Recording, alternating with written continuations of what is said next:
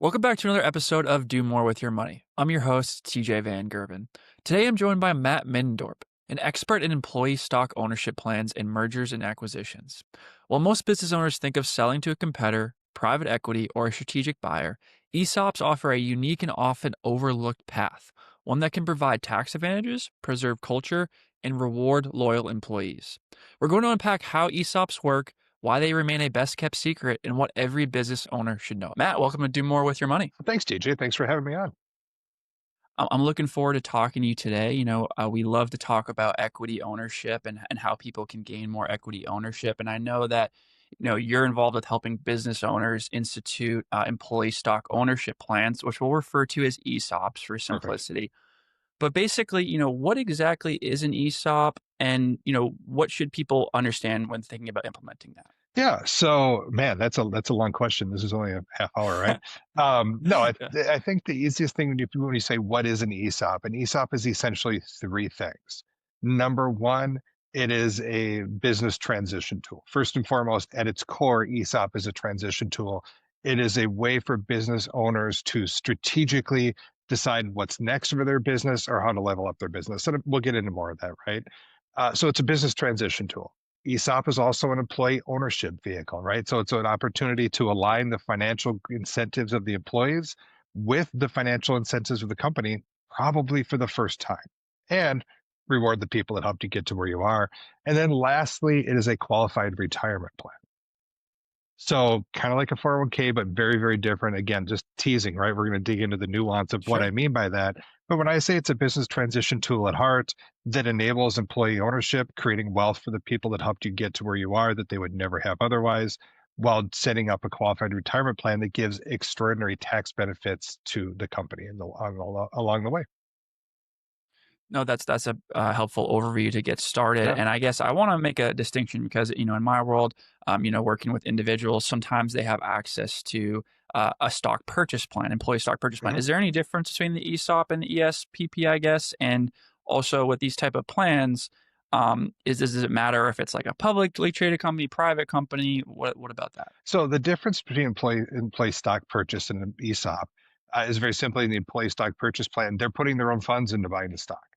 Right, they're literally having a transaction where they buy the stock. Where in an Right. ESOP, they're not putting their own funds into it. It is, I'm not saying they're not making a contribution, but they're contributing their time, their talent, their expertise to the success of the company, and then shares are being released to them. Now, the difference, though, also is that in an ESOP, they're beneficiary owners, right? So they're not What does direct that mean? shareholders. It means that they don't have decision making power. They're not voting members, right? They don't get to change the name on the building. They don't get to hire and fire people. They benefit from the growth and the profitability of the company, but they are not direct owners in that way. Voting Yep. shareholders. Okay, interesting. So the stock ownership plan is more of a way to transition ownership without having to, like you said, put in your money or your capital. It's about just basically through your labor and your effort. Yep. Yep. Okay, excellent. And so for what you're doing with the ESOP, are you working primarily like does this work better with a private business? Is that primarily where it's instituted? What kind of business does this make sense You know, for? it can absolutely happen with publicly traded companies, but for the most part, it's something that's done. And let me just give you an example. I had Sure. a business owner who was a construction business, lived in the Kansas City area. He was in his 60s and he was just trying to figure out what's next, right? What's next for his business? Uh, didn't want to sell the private equity. Is in construction, so it's really kind of hard to find a strategic buyer in a construction unless you're super regional or larger. So in this case, he was like, you know what? I care about my employees. I care about my community. I want to make sure that I'm getting a fair return for my company. So he decided to sell it to an ESOP. He decided to take a look at the employee ownership model and decided that an ESOP was the right way to go, um, because he wanted to make sure that everybody won through the transaction. He wanted to make sure that he got his return. He wanted to make sure his employees and business were better off for having done it, and that the community won as well. So, No, that sounds like a win all around. I guess talk to me a little bit more about like the specifics of that, right? So if you're in this type of business where, and again, it obviously depends on the business as far mhm. as like what kind of multiple of revenue or profit you can sell it for.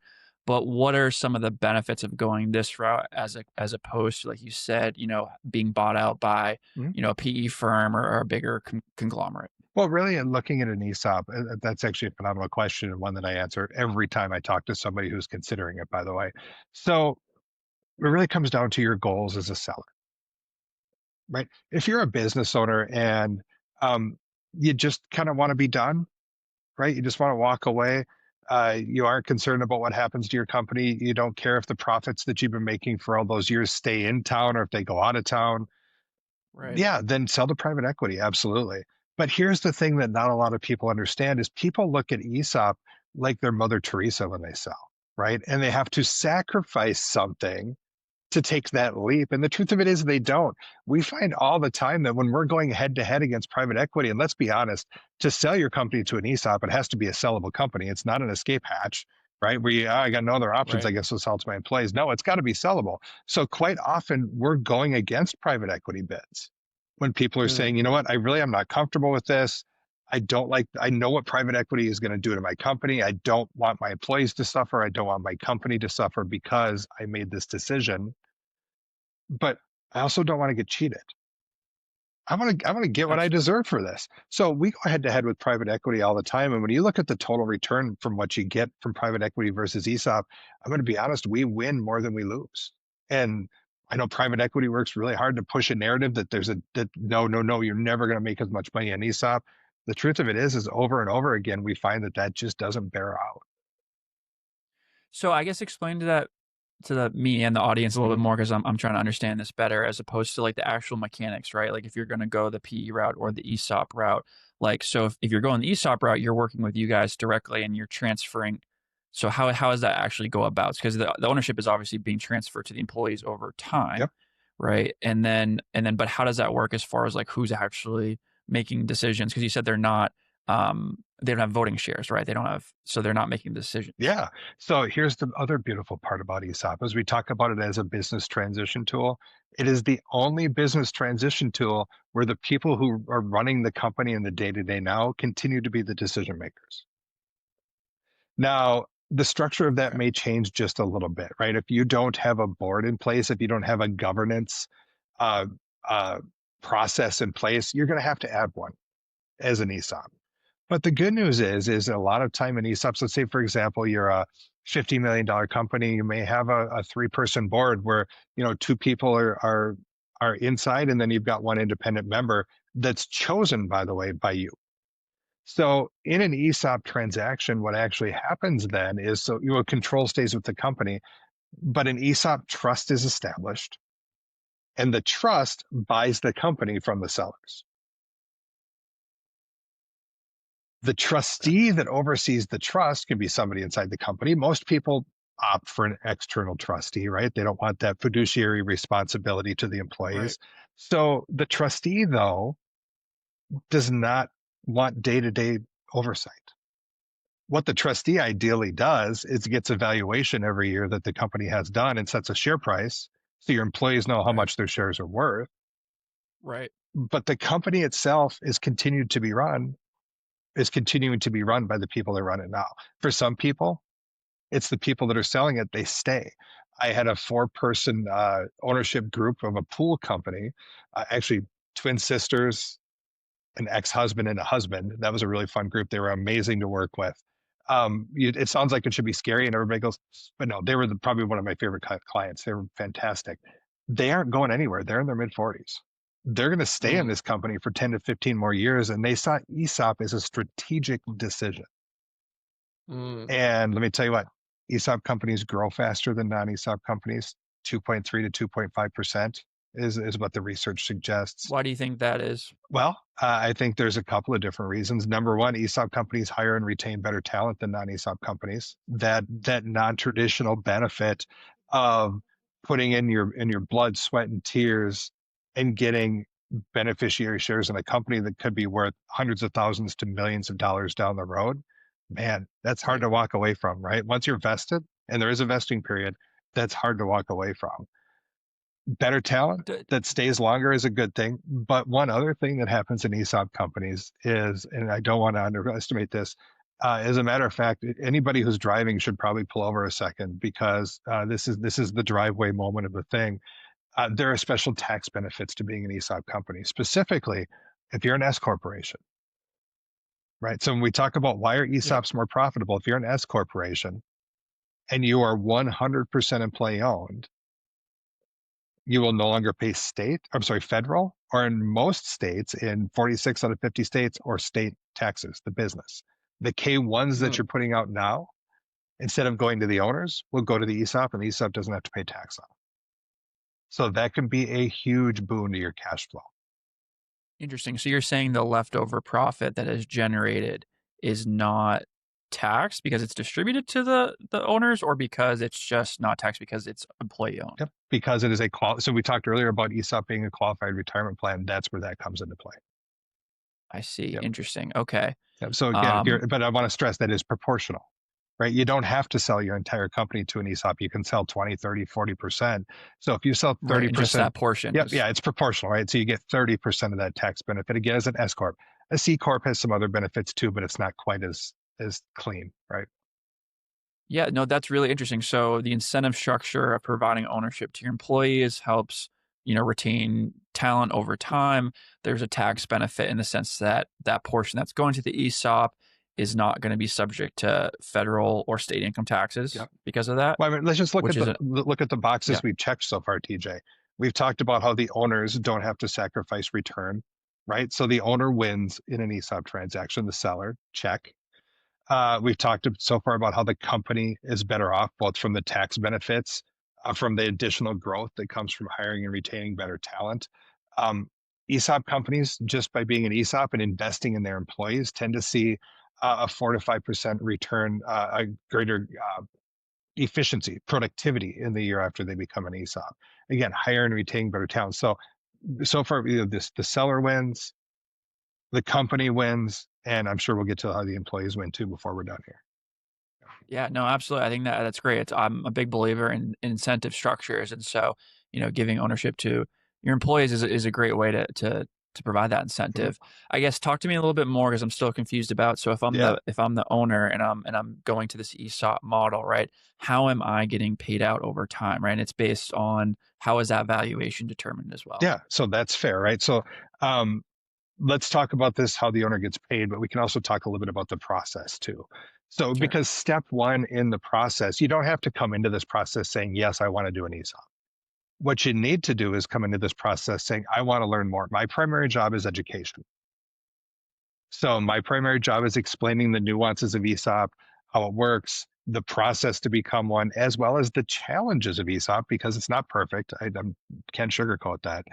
Um, as we go through it, we educate. But the end of that, I think I want to phase, the education phase, I call it, I think I want to, is something called a feasibility study. And in that feasibility study, it's a decision making tool. The goal of a feasibility study is for you to be able, when you're done, say yes or no to an ESOP. Is the first step of that is providing you with a value of your company, a fair market value of your company. Now, part of that fair market value is going through and right assessing where things are at when you're in an ESOP transaction. They're typically buying future cash flows of the company. That's Right. what that value is based on. So we do that, and then we plug it into the feasibility model so we can again show the sellers their return. We can show the impact on the company and the impact on the employees. Now, through that process, then through that feasibility study, through that valuation, you get the information you need to decide if this works, if this is really I the way see. you want to go, or in some cases, the apples to apples comparison with the other offers that you have on the table. Right. Now, I believe you had a No, that question makes at the beginning of that, though, that I don't think I answered. No, just I guess, understanding, like, so if you're transferring How they ownership, get right, paid. over time, how does that work for the return to Mhm. the, owner? Yeah, so absolutely. So part of that feasibility study is obviously showing the owners how they get paid. Um, 50-50, there's usually a bank financing involved for a portion of it. But every ESOP transaction does also have a component of seller financing. So for some, this could be perceived as one of the challenges of ESOP. For others, they don't mind earning a percent or two above the going market rates, right? But no matter how you look at it, you're going to get paid over time in an ESOP transaction. And how long depends on the size of the company. We'd like to keep it to 5 to 7 years, but sometimes it goes a little longer than that.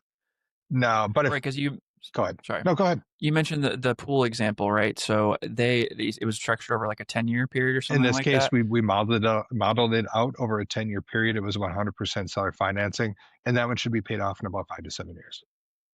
Okay, got you. Yep. So they're obviously still receiving, because it's S corp, they're still receiving some level of salary, Yep. and then they're getting paid out upfront, or it's overtime as Yeah, well? they're getting paid out there. So they have their salary, they're getting paid out over time. And the best part is because yes, they are still working there and still earning a salary. They're also earning shares inside of the ESOP too. I see. Okay. Excellent. Excellent. Yeah, so I mean, not to bounce around too much, but you mentioned some of the challenges, with the Mhm. ESOP as well.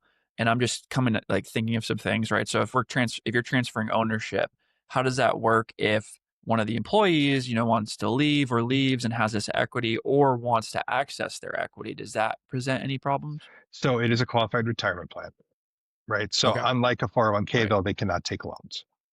So there is also a vesting period, right? So it does one of the really cool parts about ESOP is when we do an ESOP transaction, let's just say, as an example, we create 1 million shares, right? We do stock splits, we create 1 million shares.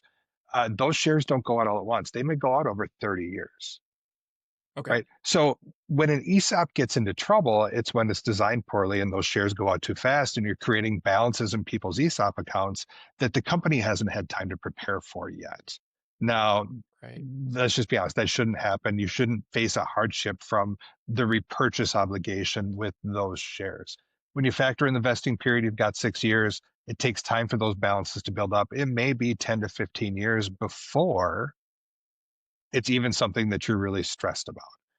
Another part of the ESOP process, though, is you are every 3 to 5 years doing what's called a repurchase obligation study, an inexpensive study that's done by your administrator who goes through and just makes sure that you're planning ahead appropriately, right? That you're ready for any future repurchase obligation that may come up.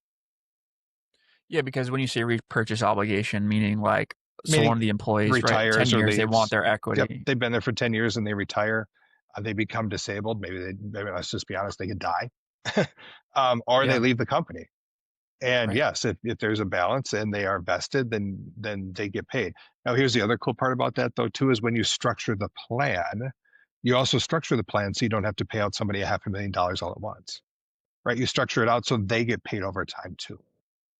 Right, so that the company can cash Yep. afford that from a cash Yep. flow So standpoint, you're right? planning for it, you're studying it to make sure you stay planned for it, and you've gotten written into the plan that you are prepared for that eventuality because you can see when these things happen ahead of time most of the time, right?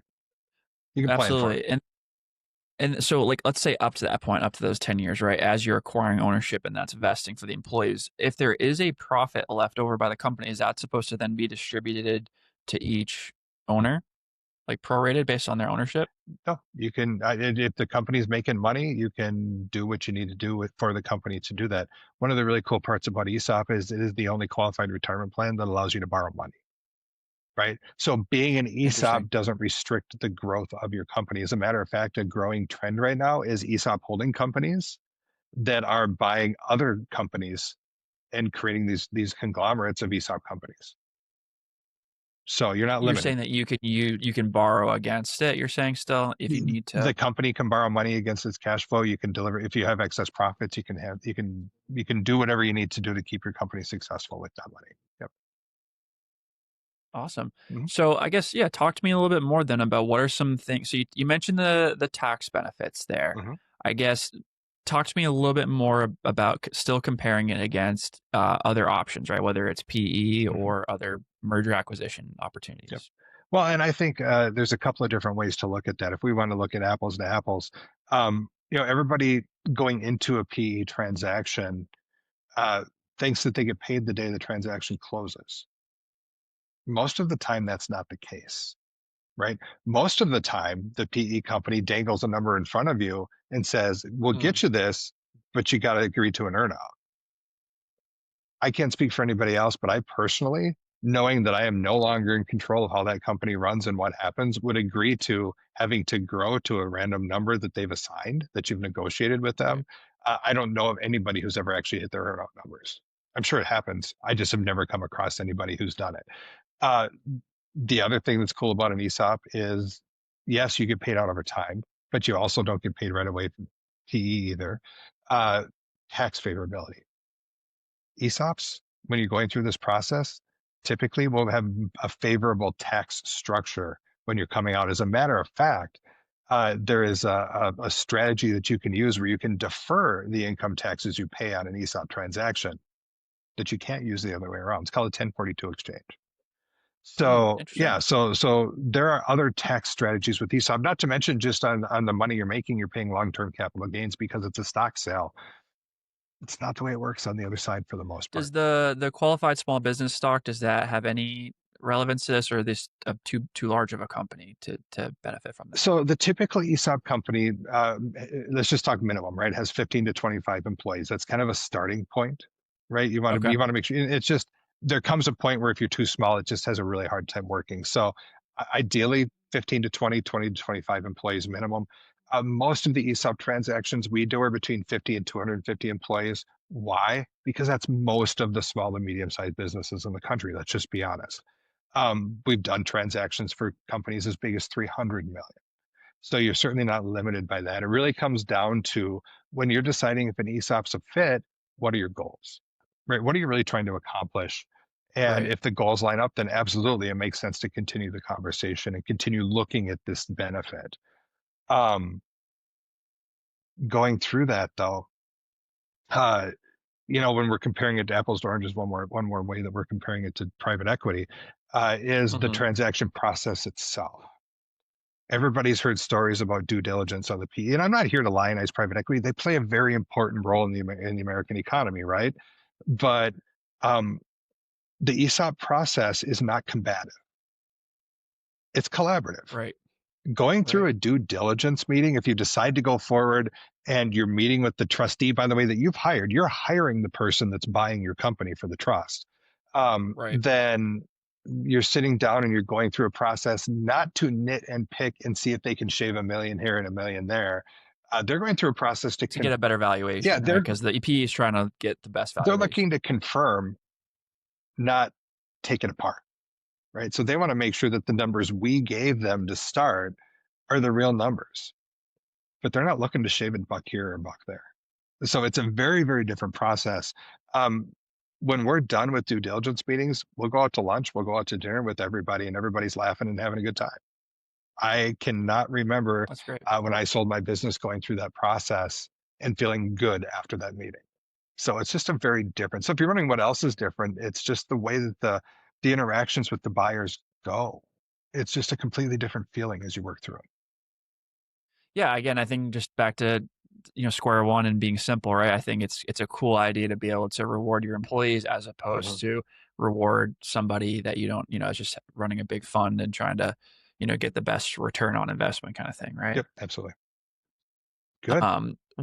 What what should, I guess, business owners in this position be expecting from, upfront costs or Mhm. complexities, or like, what does that actually look like from a transaction standpoint? Yeah. So from the I think I want to phase, doing a feasibility study, uh, typically most of my clients, it's $25,000 to do a study. I probably shouldn't say that out loud, right? But the idea is to Appreciate it. make the cost of the transaction, the cost of exploring, formally exploring Okay. ESOP, not a barrier, right? So it's fairly inexpensive to go through that process and get a tool that actually tells you if it's something you should do.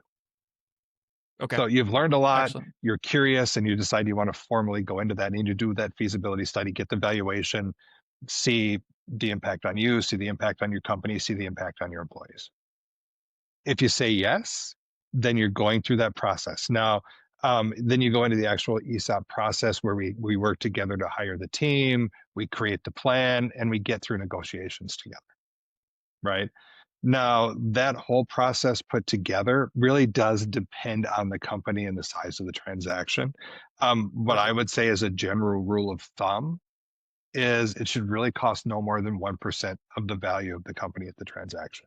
Now, that's all in. Okay. That's not just my fee. That includes all the professionals, the attorneys, there's attorneys involved. Sorry, everybody. Mm. So that's going to include all of that along the way. Now, some companies charge up to 3%. That's just my philosophy on that.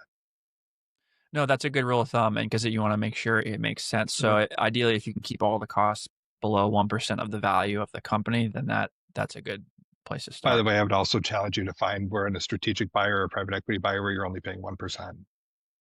Yeah, I guess, like, I don't Mhm. know how that works. I mean, like, what are they how does that I mean, because 'cause they're just going off of, I guess, the valuation and trying to make the money back in that regard? Well, I mean, right? Success fees are a part of the M&A world, right? So Okay. I charge a flat fee for what I do. So when I say 1%, that includes all the professionals. But I mean, 4.5, 5.5%, 3.5%. That's not uncommon on the M&A side. Wow. So when you're looking at those other transaction types.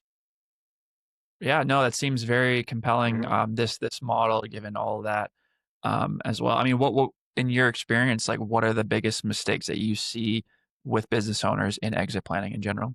Well, I think the biggest things that really impact the success of an ESOP is if you're not engaged with your employees now, you're going to have to learn how to be. Um, I'm not saying you have to practice open book communication, but they're definitely going to need to know how they contribute to the success, the financial success of the company. Because how can you Right, expect them to have an impact if they don't know?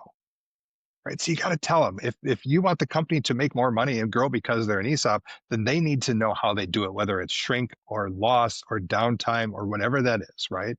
Um, so that's one really big part of that. You're gonna continuously communicate ESOP because it's not an incredibly easy thing to understand for people who haven't been through the education that you went through to make the decision. So they're going to go right, through a similar process themselves. Fortunately, it's usually part of the process for companies to do that, but it doesn't end at the rollout. It doesn't end when you're sitting in a room and telling them that they're employee owned. It actually just starts there. right. You also got to make sure your management's in line. You got to make sure that the rest of your management team wants to be a part of this. Now, typically through an ESOP transaction, we set up other incentives outside of the ESOP to keep them engaged, to get them excited about it, right? To some performance and retention bonuses. Um, but we want to make sure that that's part of the communication too. Actually, do you mind if I tell you a story really quick? Just Yeah, of about course, employees. please. This is so. When I talk about rolling this out to employees, if you're listening to this or watching this, um, imagine having this kind of moment with your teams. And this really, honestly, and truly is probably the best litmus test to decide if your company and your philosophy lines up with ESOP. So I was in a room, and we had just closed a transaction, and the seller was going to let his team know what had just happened. Right? You don't want to tell Mhm. them ahead of time because if it falls through, you don't want to create an expectation. So they had no idea this was coming. Got everybody together in a big dining hall, fantastic meal. Throughout the entire meal, though, he had me and my colleague who said he said, "Come in suits. This is going to be formal." It was not formal. We were the only two people there in suits. And he had us sit in the corner by ourselves. And we're like, what the heck is this about? Right. We're like, that's not, you know what? Yeah. He wants to interact with his team. He was out there shaking hands and just, this guy was probably 6'5", weighed 275 pounds, giant beard. I mean, like ball, just, you can picture the guy. He was a machine shop and it was fantastic. So he gets up on stage after the meal. We had interacted with nobody and says, I wanted to get everybody together today to celebrate because I sold the company. Mm. Well, 200 sets of eyes turned and looked at the two guys in the corner wearing a suit, right? Right, right. And today, my goal is to introduce you to the people that I sold it to. And again, not an eye left us. They're all thinking, who are these jerks in the corner? What are they going to do to us, right? They look like money people. We're in Right. trouble. Underneath your chairs is an envelope. If everybody has their envelope, could you just hold it up for me so I can see that everybody has theirs, that I got one in every seat? And then on three, we're going to open these. So he says one. By two, the tears start flowing in his face. By three, there are snot bubbles.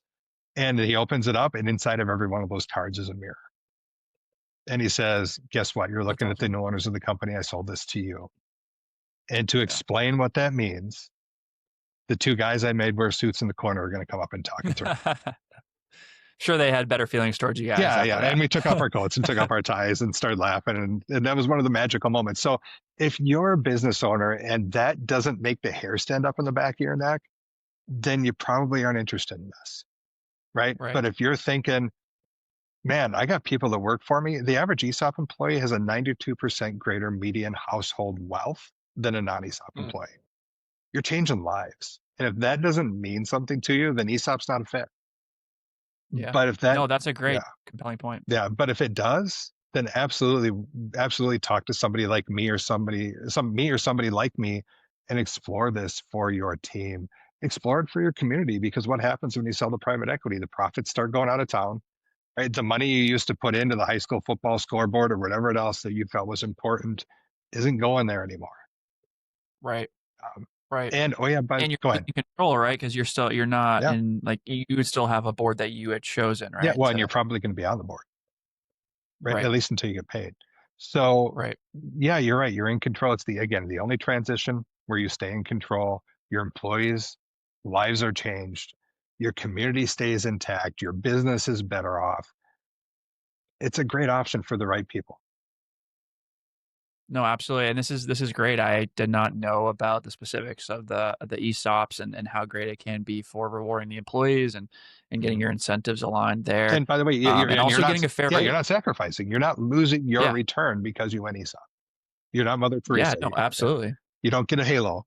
You're still going to get paid. So Yeah, it's a win-win all yeah. around. Well, this has been really helpful. I guess, is there anything that you want to leave us with? And also, if people are interested in getting ESOP or exploring that, how can they connect with you? Where should they go? Yeah, no, if you're interested in talking more about this, like I said, my job is education. Then definitely, if you don't mind, I'm going to do something crazy. I'm going to give my cell phone number.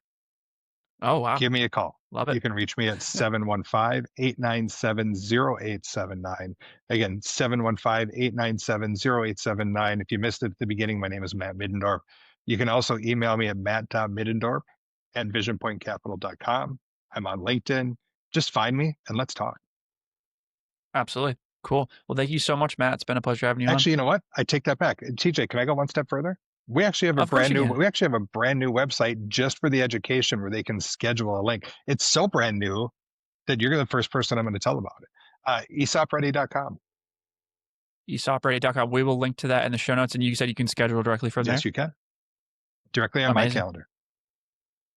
I love it. Well, thank you again, Matt. Thank you. I appreciate it, TJ, for the time. This podcast is for informational and entertainment purposes only and should not be relied upon as a basis for investment decisions. None of the information provided in this podcast is intended as investment, tax, accounting, or legal advice.